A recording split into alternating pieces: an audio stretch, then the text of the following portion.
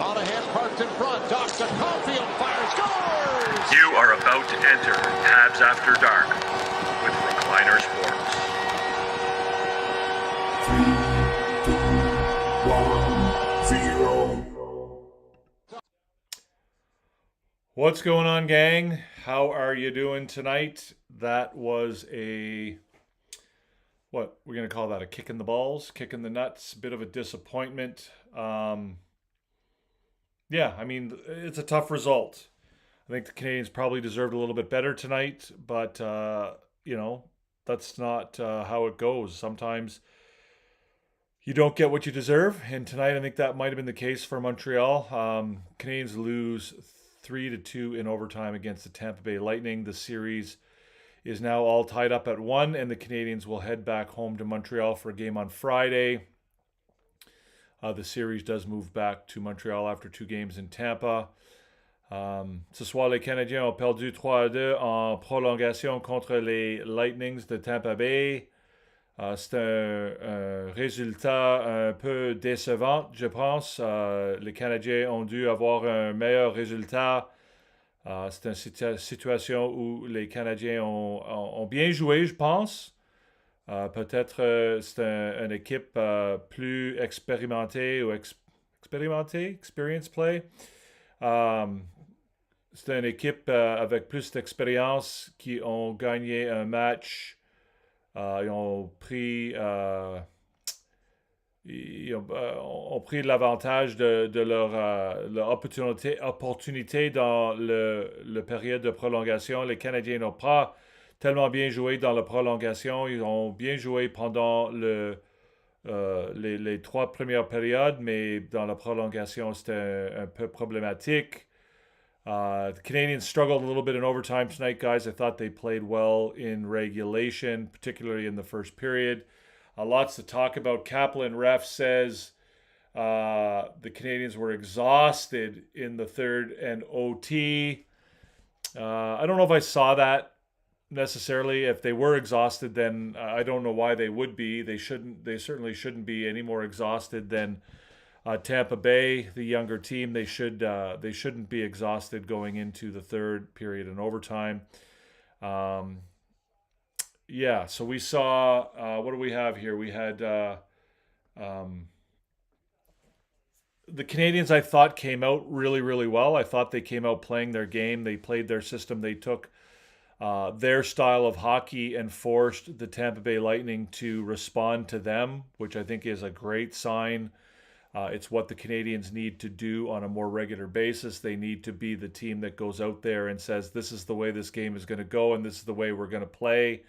And if you want to win this game, you're going to have to play our game and beat us at our game. The Canadiens were forechecking well. They were clogging up the neutral zone. They were creating turnovers in the neutral zone and in their defensive zone with their speed and with their reactions to, not just their physical speed, but their mental speed, right? Reacting to the Tampa Bay offense and getting in there and creating turnovers and then turning that into transition offense, which I think is what you'll see from the Canadiens when they're firing on all cylinders, when they're playing their game. That's what you're going to see from them, right? You're going to see them forcing the other team in the neutral zone, the other team coughing up the puck, and then they're able to go in and create offense out of that. That's exactly what was going on in the first period. The Canadiens jumped out to I think it was a 4 or 5-0 shot lead early on. And they were dominating the play in every single aspect. Tampa Bay was able to score a goal against the run of play. Again, that's one of the risks you run when you play that style. Miggs made it, says the Canadiens need Laine out there. I don't think that's.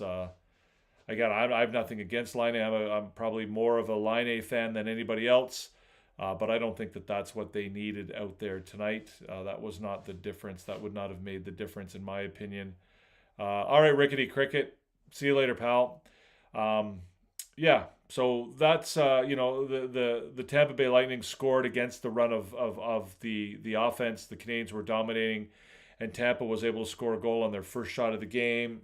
Would have been a really good opportunity for the Canadiens to really let down and struggle a little bit, but they didn't. They continued to play well. And then we kind of got into some of the, I don't know what we'll call it. We'll call it the silliness of it all. A lot of the after the whistle extracurricular activities. We saw Sabarin trying to fight Josh Anderson off the face-off. We saw a number of incidents after the whistle, and that kind of took over the game a little bit, and it kind of slowed the momentum that the Canadiens might have had going at that stage of the game. It kind of broke things up a little bit, where the Canadiens were rolling a little bit. We saw a couple of scrums after the whistle where there was a fairly lengthy delay while the referees figured everything out and sorted out all of the penalties. The Canadiens, of course, came out of the first scrum with a penalty kill. They came out shorthanded. For whatever reason, the referees decided to give Arbor Jacki a double minor. A mystery to me a little bit. But in any event, the Canadiens kind of got caught up a little bit in that aspect of the game. I thought, in one respect, they did a good job of not falling into the trap that the Tampa Bay Lightning were trying to set for them. However, they certainly stood up for themselves. That first period was loaded with penalties, and the Canadiens have certainly acquitted themselves well as far as defending themselves. However, it did take them off their game a little bit. It took them away from the play that they had going in the first 7 or 8 minutes of the game prior to the Brandon Hagel goal, where they were just absolutely dominating Tampa Bay with their speed, with their neutral zone game, their defensive zone coverage, creating turnovers, and their transition offense. So it was nice in one way to see them be able to play that physical game and that playoff style hockey and stand up to a more veteran team like Tampa Bay. But on the other hand, it would have been nice to see them stick to their game plan a little bit better and continue to play that transition game, turnover and transition game. But they did kind of get away from that a little bit towards the end of the first period, and certainly they didn't really seem to get back to that level of domination or that style of play throughout the rest of the game. It kind of it never really came back for them. So that's kind of the way I saw the game for the most part. Overall, I thought the Canadiens played a decent game tonight. They certainly showed that they can stand up to Tampa Bay. Tampa Bay is a veteran team, right? They've now taken one game to overtime when they probably had no business being there. And then they won tonight in overtime, also probably having no business being there. And I don't think that Tampa was the better team in either game. I think that the Canadiens, any objective view would be that the Canadiens were the better team in both of those games.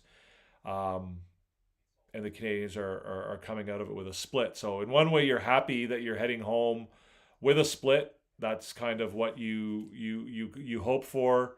You're happy to have a split because it kind of returns home ice advantage to you, and you're the underdog, I guess, in some respects when it comes to the series. So going home with a 1-1 split is good. But on the other hand, the Canadiens were the better team, I think, in both of these games and probably deserved a better result.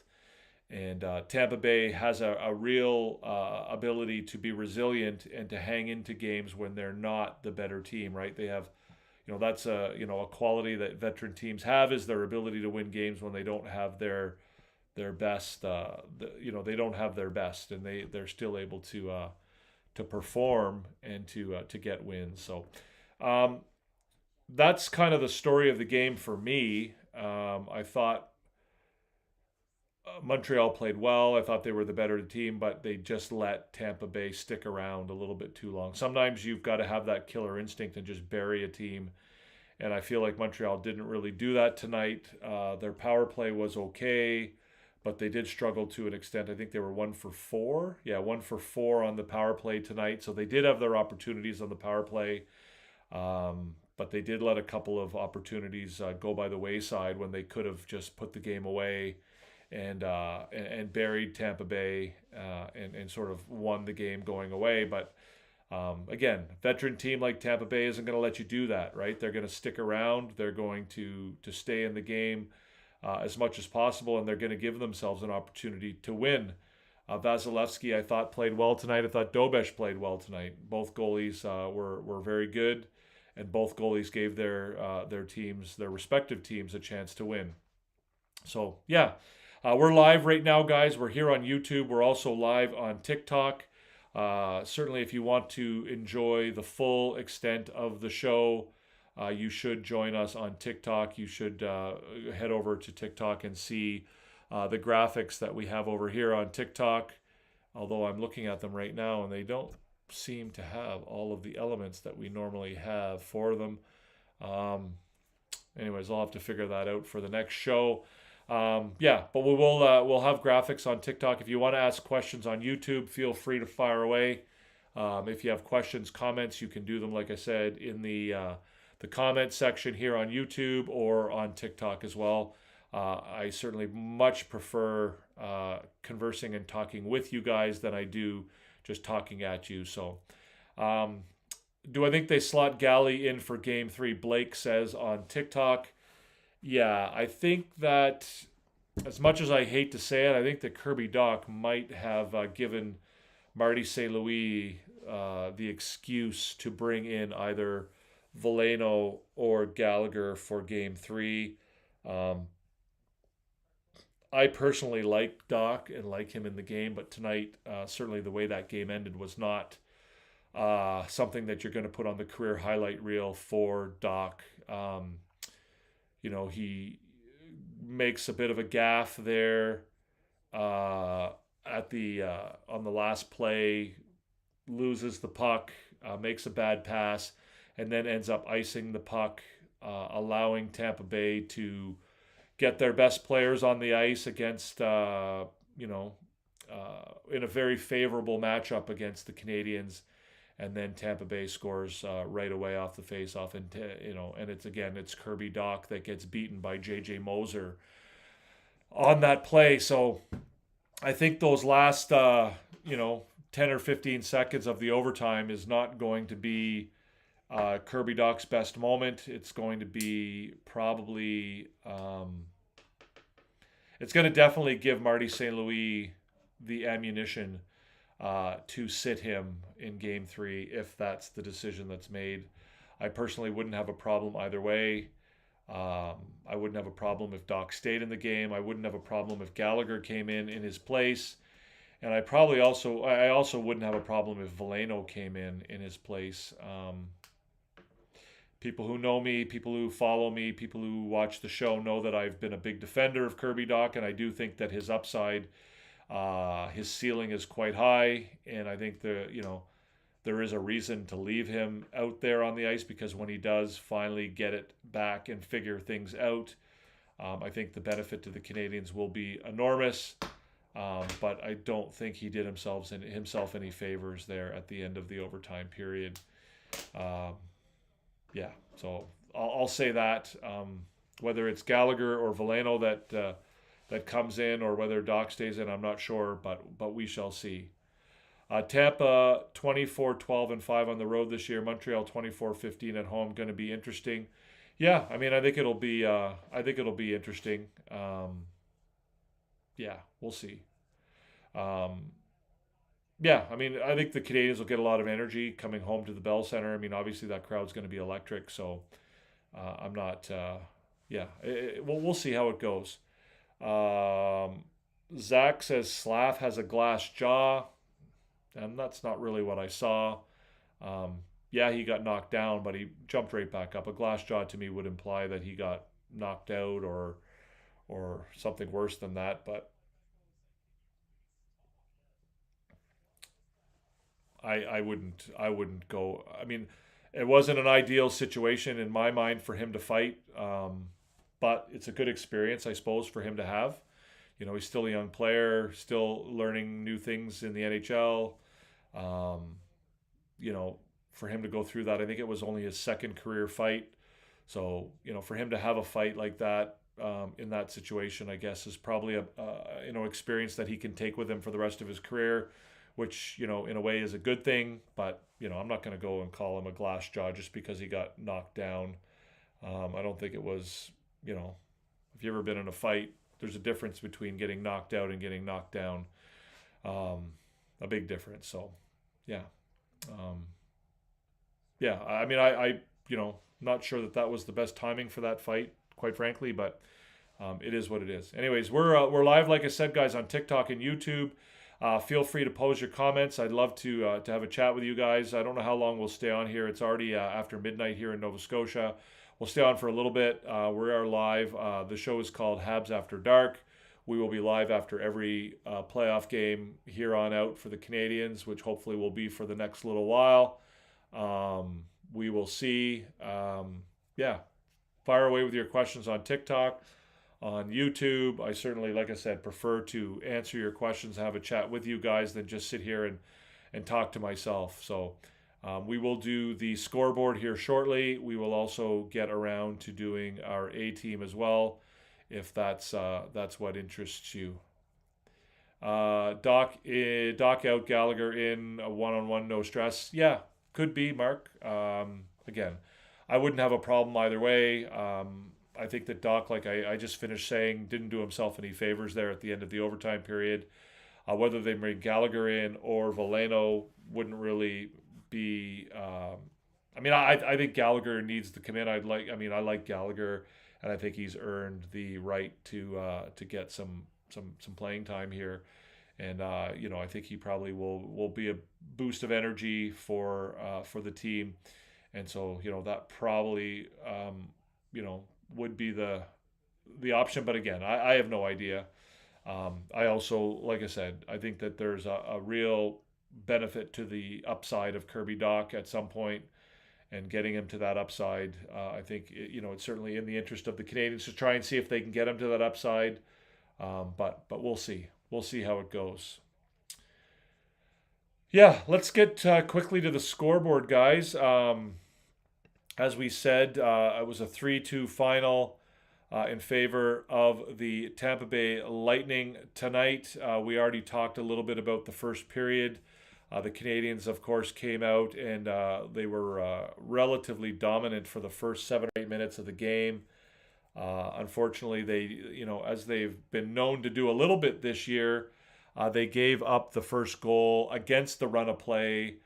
In this particular case, it was a goal by Brendan Hagel from Gensel and Chernak at 8:39 or 8:38 of the first period, or 8:40, pardon me. I guess they changed it.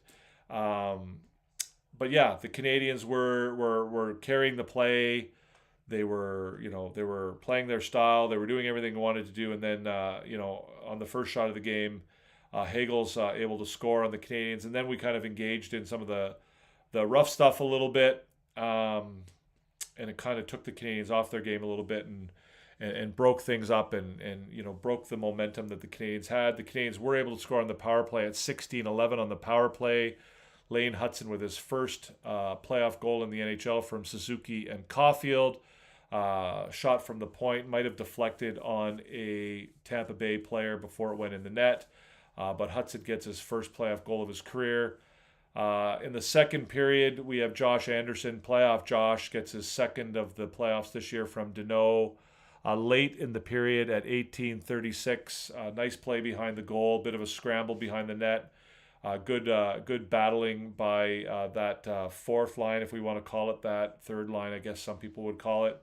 Deneau gets the puck in front of the net to Anderson in the slot, and Anderson is able to bury it, giving the Canadiens a 2-1 lead heading into the third. Unfortunately, the Canadiens get a little bit unlucky on a play in the third period. There's a shot from Brendan Hagel that goes behind the net, and it just happens to end up on Kucherov's stick behind the goal, and he's able to get the wraparound to the far post before Jakub Dobesh can get over there to cover it, and he's able to score the goal to tie it at 2-2 at about, I think it was the 12 or so minute mark, 12:33, I believe, of the third period. The game ends in a 2-2, or the regulation ends in a 2-2 tie.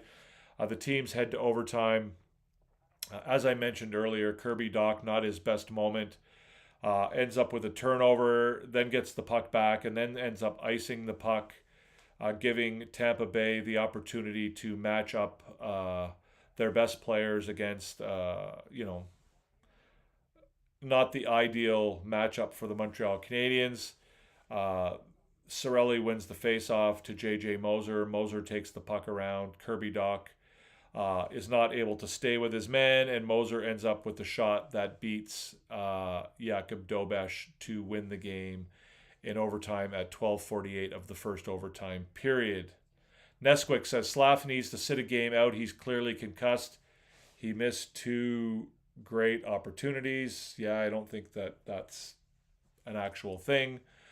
Zach says might as well change the background to Moser. Yeah, we could change the background to Moser. Is that what we're talking about? I could do that. What are my thoughts on Dach? Should he play in Montreal on Friday? I think that Marty St. Louis has been given a reason to take Dach out. He's been given a reason to bring in either Gallagher or Veleno if he wants to. I personally wouldn't have an issue with him going either way. I'm not a Dach hater like so many others are. I wouldn't have a problem if he did stay in. But at the same time, I think that last play specifically, I didn't mind Dach throughout the entire game, to be honest with you. He didn't get a lot of ice time, but I didn't mind what he was doing while he was out there. But that last piece of the overtime, I think, certainly was not his. Like I said earlier, I don't think it's something that you'll put on his career highlight reel. And if Marty St. Louis is looking for a reason to bring Gallagher and or Veleno into the game, I think Dach kind of gave him an excuse there. So if you're asking me, should he play in Montreal on Friday? I'm not sure. But I wouldn't be surprised if you saw Gallagher or Veleno come in for Dach on Friday.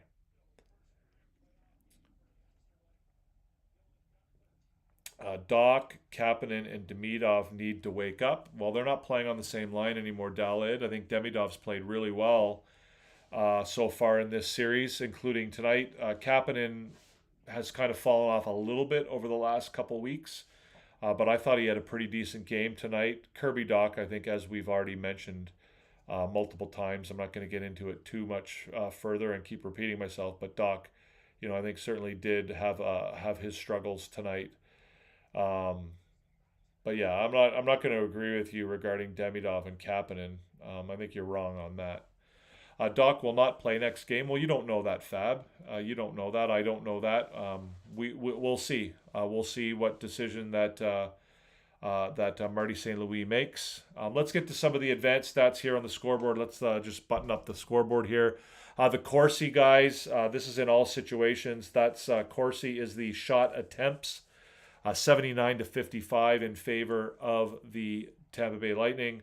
The actual shots on goal were 33-27 in favor of Tampa. The hits were 43-33 for Montreal. The Canadiens won 35 faceoffs and lost 38. The Canadiens were 13-7 high danger chances, and the expected goals were 2.97 to 3.00. What that tells us, I think, guys, is that the possession game and the shot opportunities, or the shot attempts, favored Tampa. However, the actual opportunities to score, the real scoring chances, favored Montreal. That kind of mirrors what we saw in Game 1, and it kind of mirrors a little bit. What we've seen from the teams. In general, it's the styles that they play. Let's look. How many scoring chances have Demidov and Kapanen had? Well, let's have a look, and we can tell you the answer to that. The high danger chances that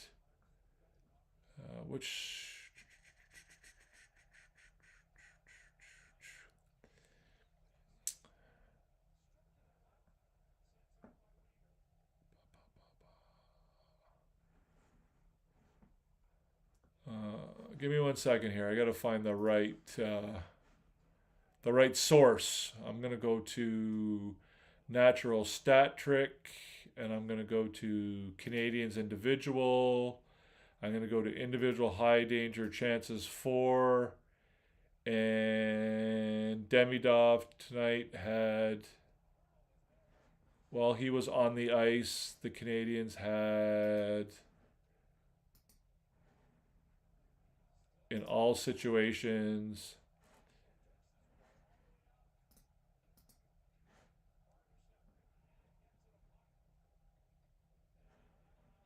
where's Demidov? Demidov's right here.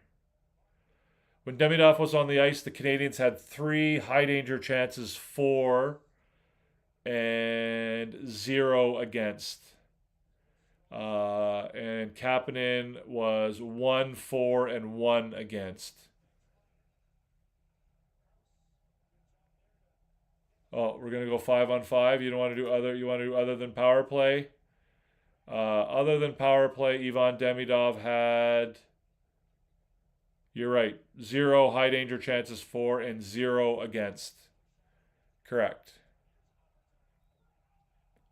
You do understand that there's more to the game than your offensive opportunities, right? Your offensive production. Demidov's line has played a significant amount of time against the Kucherov line. He and New Hook. There we go. Utah scores.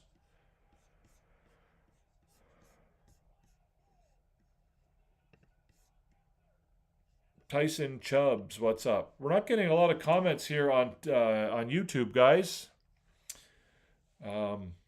So that's your scoreboard, guys. Like I said, the advanced stats kind of tell us that the Canadiens are not getting the volume of shots or shot opportunities that Tampa is. However, they are getting higher quality and better quality scoring opportunities.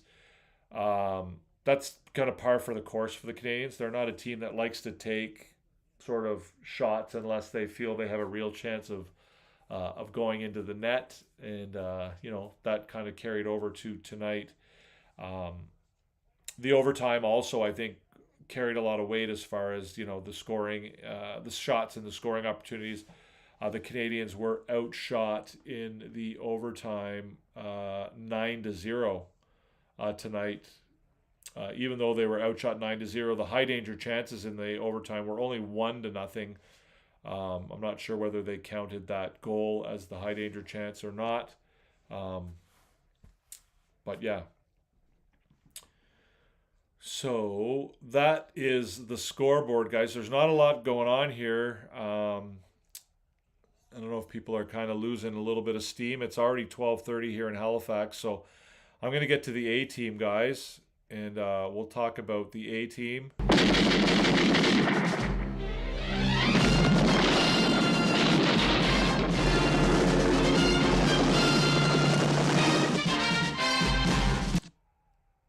So the A team tonight, guys, is Josh Anderson, Lane Hudson, Nick Suzuki, and Jaden Struble. The A team, of course, is my choices of the 4 players for the Canadiens that contributed the most to their performance.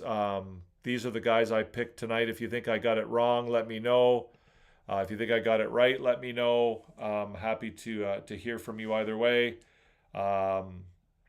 Mason Real says, do I think we, the Canadiens, I assume you mean, win both at the Bell Center? I have no idea, Mason. I mean, it would be pure speculation on my part. I have no godly clue of whether they're going to win. Doc is playing against us, I swear. Again, I don't know why people cheer for the Montreal Canadiens if they are so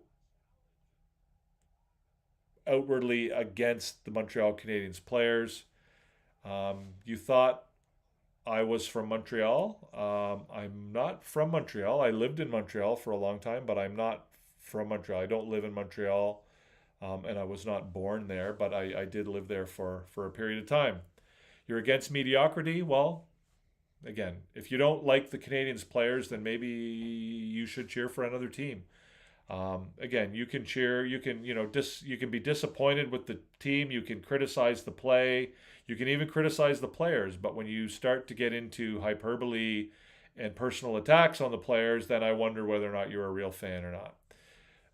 Um, the Canadiens lost, Liana. They lost in overtime, 3-2. Doc did get held by Cooch. I didn't see that. Could have happened. Didn't see it. Not sure. Let's talk about Josh Anderson. First, the first member of the A team tonight. Sure, there's players waiting to take his chair. Absolutely, Bobby. You're right. But that, again, like I said, I wonder why you call yourself a Canadiens fan. And if you do, maybe you don't call yourself a Canadiens fan, but I wonder why you would call yourself a Canadiens fan if you're going to engage in those kind of attacks on Canadiens players. Anderson, again, playoff Anderson, again, just a force out there tonight. Of course, he scored a goal, his second of the playoffs. Just physical, standing up for his teammates, just being a veteran presence and somebody out there for Montreal that just, did his job. Did his job and then some, right? Set an example for the rest of the team. Exactly what the team needed. Nick Suzuki also, a real solid presence out there defensively, offensively. Did everything. Got an assist on the first goal on the power play. Was just solid in his own end. Again, another typical Nick Suzuki game. Perhaps not, spectacular. No major big fancy plays or anything like that. But just a really solid game from him in all zones. Lane Hudson, I'm going to say it. People are going to call me a homer. You can call me whatever you want. Lane Hudson's the best defenseman in the NHL. I don't care what anybody says. I'll accept your arguments otherwise, and I'm not. But there's just this kid just continues to show that there's nothing he can't do on the ice. Tonight, perhaps not as much offense as we've typically seen from him, but if anybody thinks that, he can't play playoff hockey because he's too small, just the things that he does on the ice, offensively, defensively, in all three zones, rubbing guys out along the boards, winning battles, using his stick to take the puck away from players, trying to create offense. He's just doing everything that this team could possibly need or want him to do. He gets better and better every single game, and of course he scored the goal tonight, the first goal for the Canadiens on the power play to tie things up at 1 with a shot from the point. Again, something that he's not typically known to do, but he got his first NHL playoff goal. Jaden Struble, I just thought had a solid game tonight. I thought he played well. For a guy who, has been a borderline starter on this team, a guy who's at times had a hard time getting in the lineup. He and Jack-Eye both tonight, demonstrated the Canadiens have a number of options at that third pairing. And the two of them have both shown that they're better than average bottom pairing defensive group. They just Struble, uses his body. Again, he's physical, but he's not, out there chasing anything. Moved the puck well, got the puck out of his own end. Had an expected goals against or expected goals percentage tonight of, pardon me, I will tell you, expected goals percentage for. Expected goals percentage for Struble tonight of 71.5. So if you're getting a 71.5 expected goals percentage from your bottom pairing defenseman, I think it's great. If you're paid millions to do your job, you should be expected to be better. It's not trying to hate.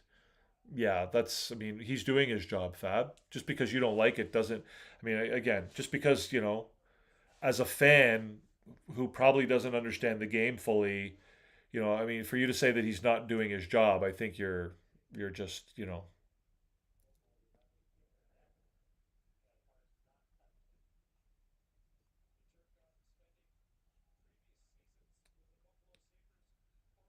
again, like I said, I invite either one of you to cheer for another team.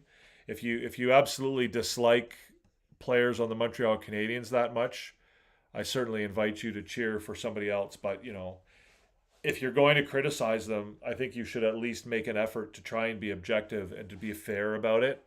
Um, I get that you're pissed off. The Canadiens just lost in overtime, and your emotions have probably got the better of you. But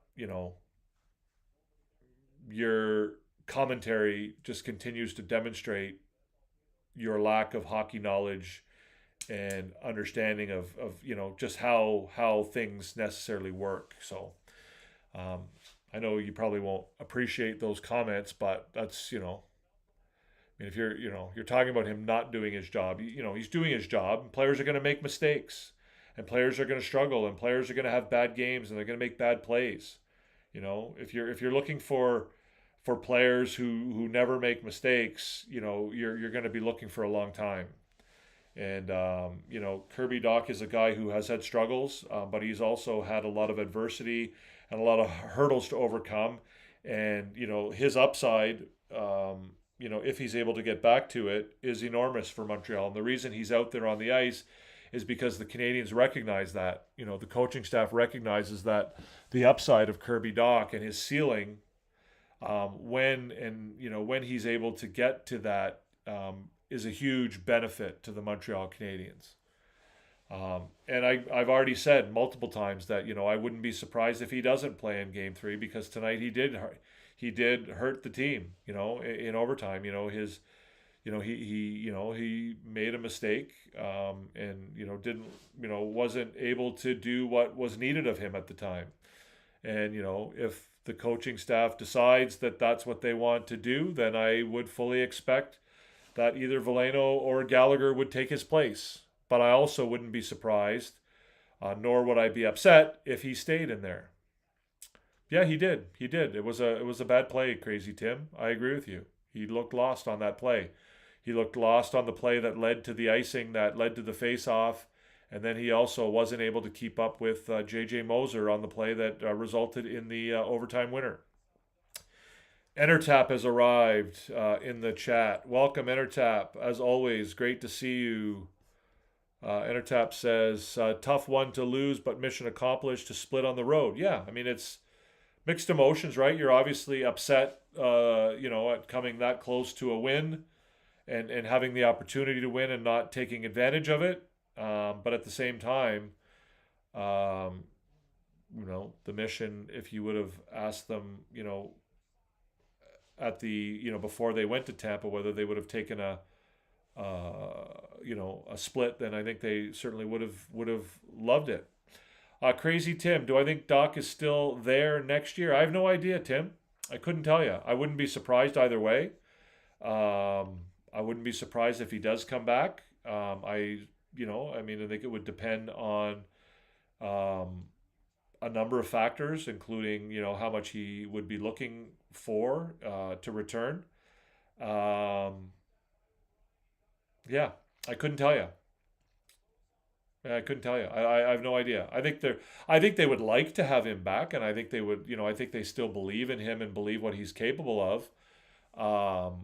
But whether or not that, makes the most sense for them or not. I mean, obviously, there's going to be a bit of a glut, an excess of players looking for spots in the lineup in the next year or two, with, some of the new guys coming into the lineup. So, yeah. Urban 645 says they look tired halfway through the third. I didn't see that. I'd be surprised if they were tired. I don't see any reason why they would be tired. Again, younger team. I don't see why they would. I don't see what it is about the game that, or the last couple games that would make them tired. They're getting, days off in between games now. They had 4 days off between the last game of the regular season and the playoffs. I don't see why they would be tired. Entertap is giving his 2 cents on the A team here. Entertap's A team is Hudson, Anderson, Deneau, and Dobesh. We agree on 2 of 4. Entertap, I'll put it back on the screen. We've already done the A team, but I'll put it back up. My A team was Anderson, Hudson, Suzuki, and Struble tonight for me. Those were my choices for the A team. I guess the differences would be Suzuki and Struble for me. I just thought Suzuki just played a solid game at all ends. I mean, he just was all over the ice. I thought he did a good job in all 3 zones. And Struble, I thought, just looked solid. Again, one of the better defensemen on the ice for the Canadiens tonight. He had some, scoring opportunities, which is rare for him. He was solid in his own end. He moved the puck well. He got the puck out of his zone. I thought he looked good. He was on the ice with a number of different partners. Who were his... he was out there with... let's just have a look here and see... He was out there for the most part. He was out there with Jack-Eye for 8 minutes and 19 seconds. He was out there with Hudson for 4 minutes and 20 seconds. And then the other was probably just like quick changes. He was out there with Struble for a minute and a half. So again, like Struble and Jack-Eye ended up playing together tonight for 8 minutes and 20 seconds. And like I was saying earlier, they were a very solid third pairing defense, right? There was nothing wrong with them. I mean, any team would be happy to have 2 defensemen on their third pairing that played the way that Jack-Eye and Struble did tonight. Struble finished with, what did I say? An expected goals percentage of 74%? 71.5%. Right? Like no issues with that, in my view. I thought he played well. Montreal have the edge in the first 52 minutes. Marty has to have more faith on the entire roster. Otherwise, top players will be run into the ground. Hudson plays 32 minutes. Not sustainable. Yeah, I don't necessarily disagree with that. I think in a game that's close like that, you're going to see players like Hudson and Matheson get a lot of ice time. When what do we have, 13 minutes of overtime tonight? I don't think 32 minutes is crazy. I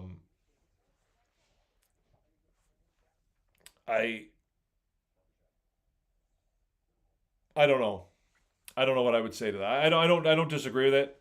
I think in a perfect world, you probably would even things out a little bit more. I think if Dobson were in the lineup, I think you'd see those numbers be a little more fair and evenly spread out. But yeah, in a close game like that, at the end of the game, especially when you're looking for that goal, I think you're going to see guys like Matheson and Hudson, and if Dobson's around, you're going to see Dobson get some of that ice. So you're right. It's probably not sustainable over, if the Canadiens end up going to the second, third, or, God forbid, to the Stanley Cup Finals. It's not sustainable for players to be playing 32 minutes a game or 32 minutes on a regular basis. But, yeah. Disappointed with the lack of heart from the boys tonight. 0 shots in OT is pathetic. Yeah, again, if that's the way you are into the Canadiens, I would say that you should probably cheer for another team. I mean, if you think that they didn't have any heart tonight, I think you probably weren't really watching the game. I mean, if you came out of watching that game and your conclusion of it was that they had a lack of heart, I think you probably either have zero understanding about hockey, or you didn't watch the game, or you really don't. I guess I don't know how to respond to that. I don't know really how to respond to, anybody who actually watched that game and says the Canadiens had no heart. I'm sorry. So much pressure from Tampa Bay, really suffocating Habs offense. Yeah, I mean it's playoff hockey, right?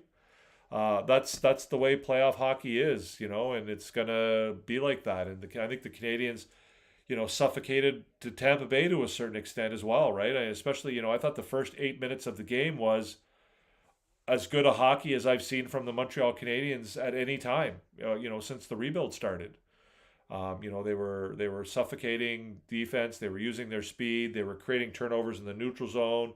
They were turning over pucks in their own end. They were, moving quickly into transition and creating offense, going the other way. And I thought they looked really, really good. And they just, they kind of got thrown off a little bit when the game went into sort of, bizarro world a little bit, and everything started going crazy, and it kind of threw off their momentum a little bit, and you know they kind of lost the way they were playing. But I thought for the first 8 minutes of the game, the Canadians looked as good as I've ever seen them.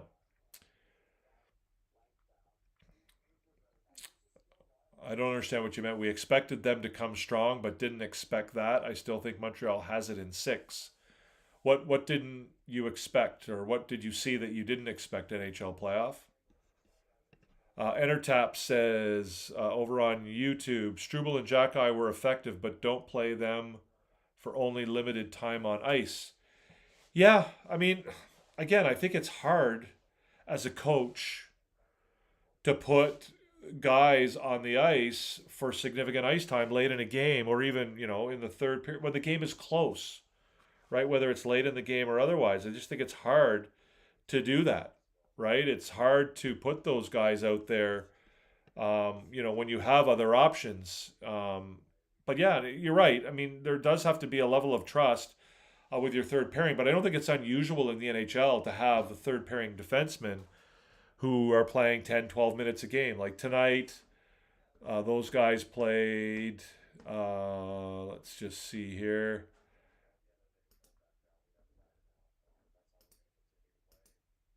What's going on here?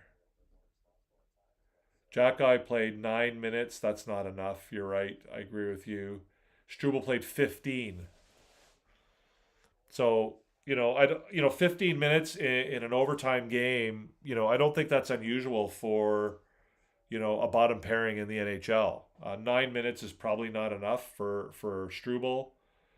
What did Carrier play? Carrier played 27. That's a lot.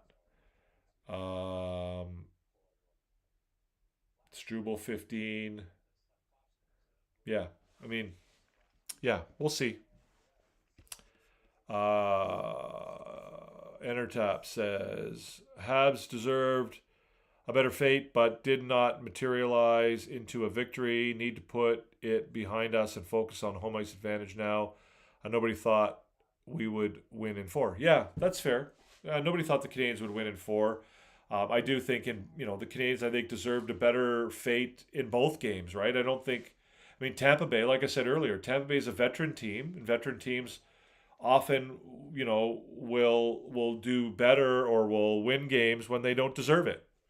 I don't think Tampa, deserved to go to overtime in the last game, right? It was closer than it should have been in the last game. The Canadiens were the better team. The Canadiens were better in 5-on-5.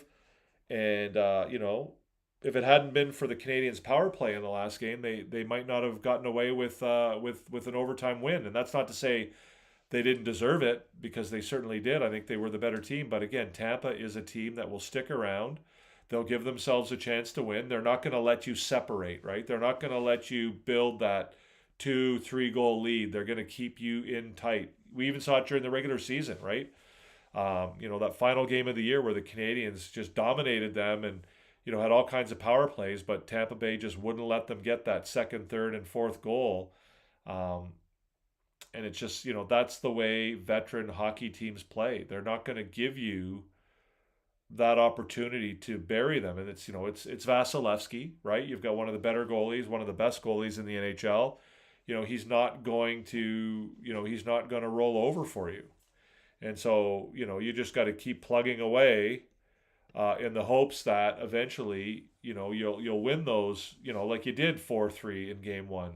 Unfortunately, tonight they weren't able to do it, right? They weren't able to get that overtime goal, and bad play by Kirby Dach.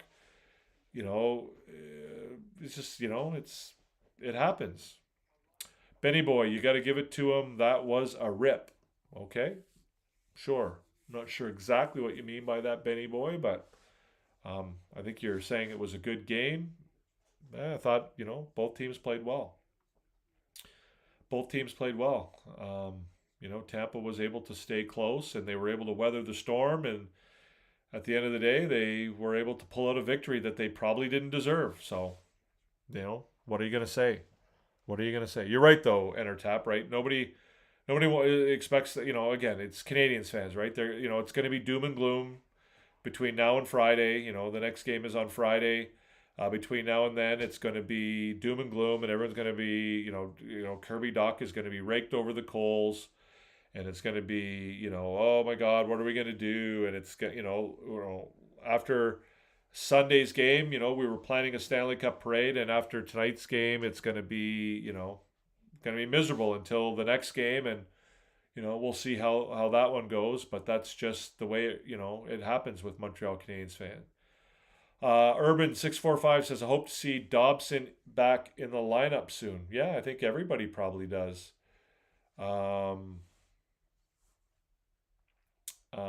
Elevated Thinker says, do I know if Dobson is expected back? I don't know what the plan is. I know that initially after his injury, which I believe is a hand or wrist injury, they had said that he would be reassessed after 2 weeks.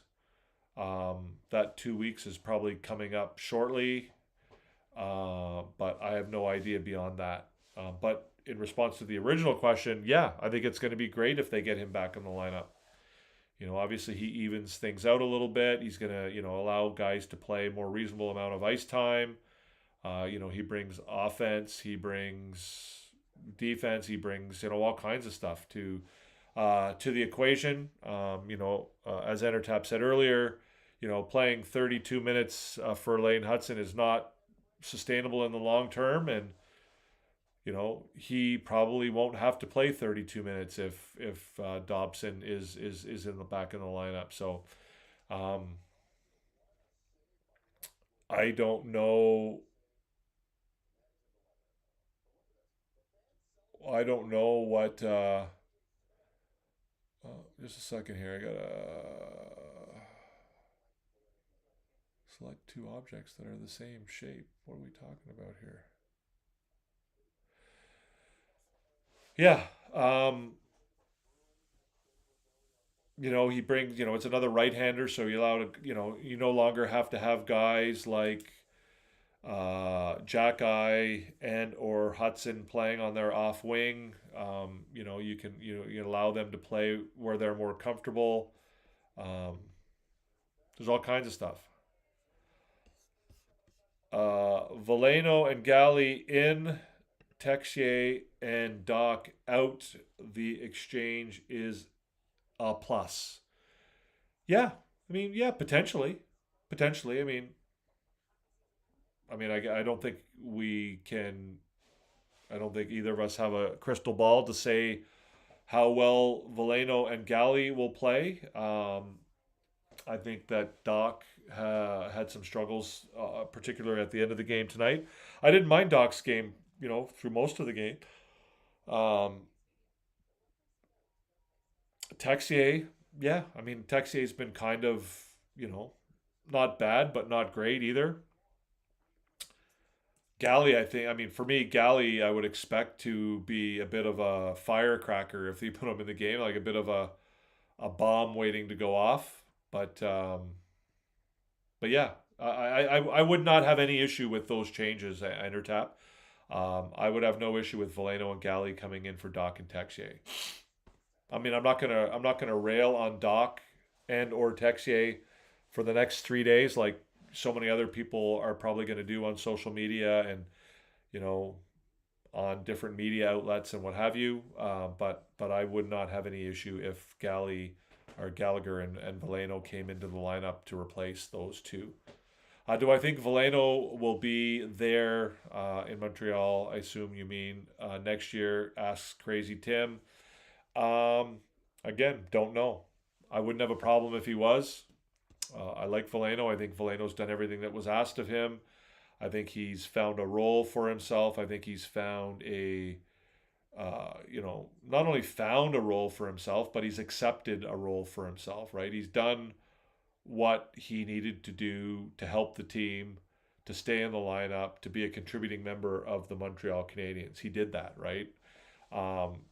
He's a guy who came into the NHL with a lot of expectation. He, exceptional status player in the Quebec League. He was expected to be a certain kind of player, and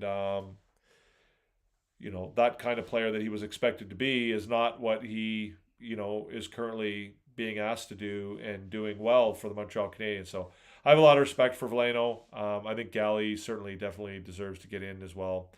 But whether Veleno comes back or not next year, I guess will just depend on where the priorities are for the Canadiens and, what they feel their needs are and how they feel Veleno can fit into the grand scheme of things.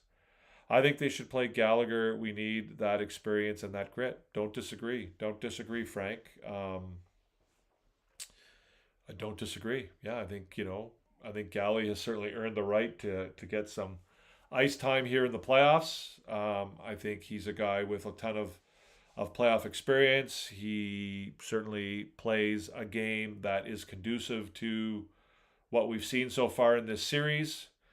I would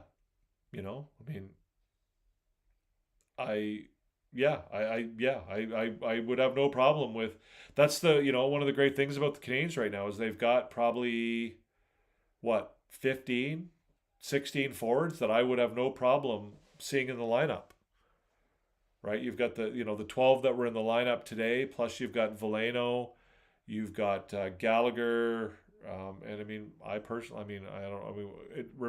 have no idea what Patrick Laine would look like right now, just because we haven't seen him play in so long. But I don't have any problem with any of these guys.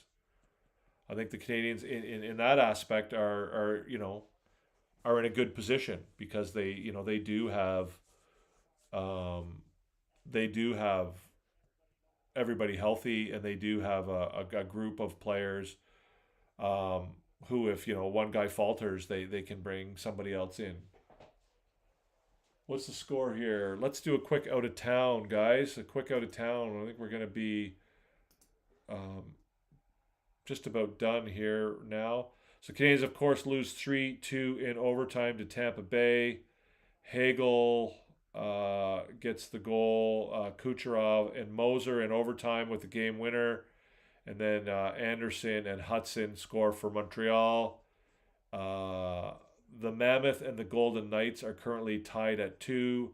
Barbashev and Mark Stone with the goals for Vegas. Mac Weegar and Dylan Guenther for Utah.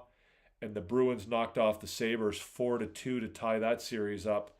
The Bruins got two goals from Arvidsson, a goal from Geekie and Zaka, and the goals for Buffalo, both scored late in the third period, were Bowen Byram and Peyton Krebs.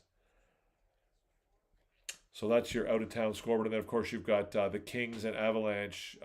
Actually, I thought they were just underway, but they're actually into the second period now. 13 and a half minutes left in the second period. The score is still tied at 0-0. Kings have 11 shots on goal, and the Avalanche have just 11. So anyways, unless you guys have anything more you have to say, I think that's going to be just about it for tonight. It is almost 1 o'clock here in Halifax, so it's, with the overtime, it's kind of running a little bit late. I thank you guys all for being here, whether it's on YouTube or on TikTok. If you're watching on TikTok, I would certainly love it if you would join us on YouTube. Perhaps you can come over and subscribe. The channel on YouTube is called Recliner Sports 4. All you got to do is open up your YouTube app, pop over and search for Recliner Sports 4 and hit the subscribe button down below. If you are watching on YouTube already and you're not subscribed, whether it's here on the live or whether it's after the fact, we certainly would love it if you would subscribe and add to our crew here. That would be awesome. We're trying to grow our community. We're trying to grow a place where you guys can come and talk about the game, have a subjective, intelligent conversation about the Canadiens, about the game, get away from some of the online BS that's out there. We like to call it like it is over here. Si vous êtes intéressé à parler au sujet des Canadiens, dans une façon objective, intelligente, c'est une place pour vous. On fait du commentaire au sujet des Canadiens de Montréal en anglais et en français. On fait une émission bleu, blanc, rouge, nuit. Après chaque match des Canadiens, on va être ici pour vous. Après chaque match des éliminatoires. The Canadiens play on Friday, Frank. On va être ici après chaque match des Canadiens dans les séries.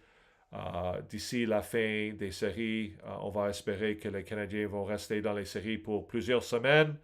Alors, on va être ici pour vous, pour avoir des conversations, pour vous répondre à vos questions, pour vous demander des questions, avoir des conversations intelligentes et objectives. Hopefully, the Canadiens will remain in the playoffs for quite a while, and we will be here after every game. Between now and the end of the Canadiens playoff run to talk to you about the game, about the Canadiens in what I hope will be a subjective and intelligent way. And, again, I don't want to just be somebody who, reports things to you guys and tells you stuff. I want to be somebody who has conversations with you because I think we're all capable of having good, smart conversations about our team. And, that's what is great about being a fan, right? Is that we can have, those kind of conversations about the Canadiens. And, that's the great thing about the Canadiens in the playoffs.